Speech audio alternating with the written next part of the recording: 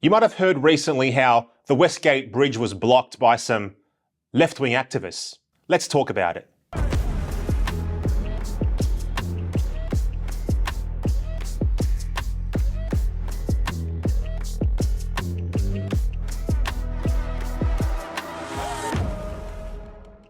Victoria is beset by a weak government, woke councils, an inept police force that allows hard-working Victorians to be held hostage by climate muppets whose goal is to send us back to, as far as I can tell, to the dark ages. This week it was Melbourne's Westgate Bridge that was all but shut down by climate protesters who would be better named economic vandals. Traffic was banked up for miles after a bunch of climate chicken littles blocked the bridge with a truck. A rental truck used as a makeshift roadblock, unsuspecting motorists caught in the middle of the peak hour protest.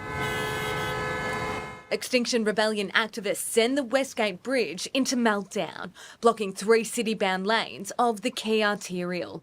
Their message: clear as day. Locked onto the truck and refusing to budge, it took nearly 2 hours for specialist police to pick off the activists one by one. One of the protesters was Violet Coco, who gained notoriety for blocking the Sydney Harbour Bridge in 2022. She was given a 15-month suspended sentence but had it overturned. So thank you, woke New South Wales courts, for assuring that these woke climate menaces are free to continue disrupting the lives of ordinary Australians with minimal consequences. The Extinction Rebellion mob claim that there is a climate crisis. Well, that's their justification. And they say the sooner that we give in to their demands, the sooner their disruptive behaviour will cease. They are not protesters so much as terrorists insisting that we'll be held hostage until they get what they want.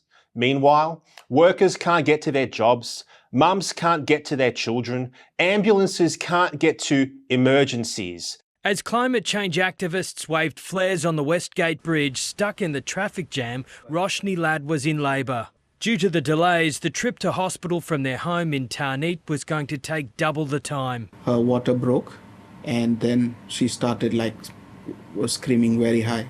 We couldn't see anyone who could help us. I think that the people who stood up yesterday and sounded the alarm on the Westgate Bridge for climate action are courageous. But these professional protesters don't care about ordinary Australians. They don't care about people's jobs, or families, or health. They only care to make an exhibition of themselves in their sick and twisted bid to feel like their miserable lives actually have meaning.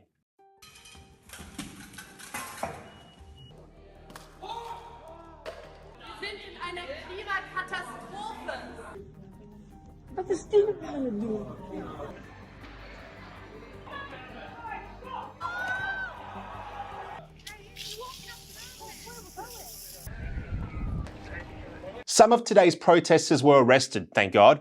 Victorians should be demanding that they are locked up and for a long time. Anything less will only ensure that we see more of rubbish like this.